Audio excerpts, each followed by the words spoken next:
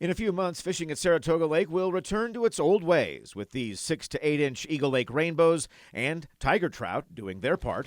Last month, the Wyoming Game and Fish Department rebooted Saratoga Lake after the fishery was treated with rotenone to remove an illegal introduction of yellow perch that occurred sometime between 2021.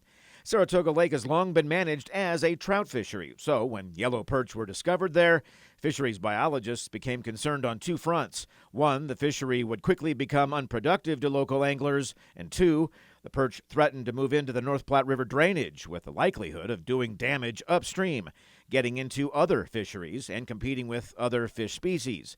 Game and Fish Laramie Region Fisheries Supervisor Bobby Compton says this stocking and another shot of rainbows put in at the end of May gives Saratoga Lake a good start. We expect those fish to grow quite well in that first summer and into fall, and so by fall and into the winter, those 6 to 8 inch fish will definitely be larger and of catchable size. We'll also add some more stocked fish in the fall, so another pulse of catchable sized rainbows, as well as some larger fish, rainbow trout from Boulder Hatchery that are in the 14 to 16 inch. So I know going into winter, the fish will be of nice size and definitely be of catchable size. These rainbows and tigers were complements of Wigwam Hatchery near Ten Sleep. More tiger trout and some brown trout will be part of the mix at Saratoga.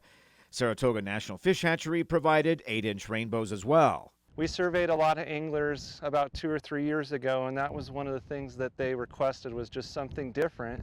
And so tiger trout are definitely unique. That's a cross between a brook trout and a brown trout. It's a sterile hybrid.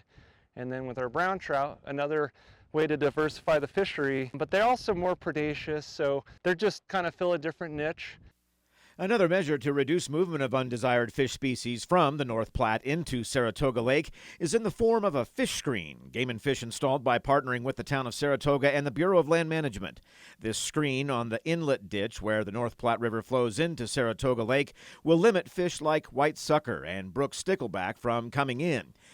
Recovering Saratoga Lake negatively impacted local anglers for a time, but a quick response and public support for the project were instrumental to its success and should put anglers back on the water this summer. This is Ray Hageman with the Wyoming Game and Fish Department.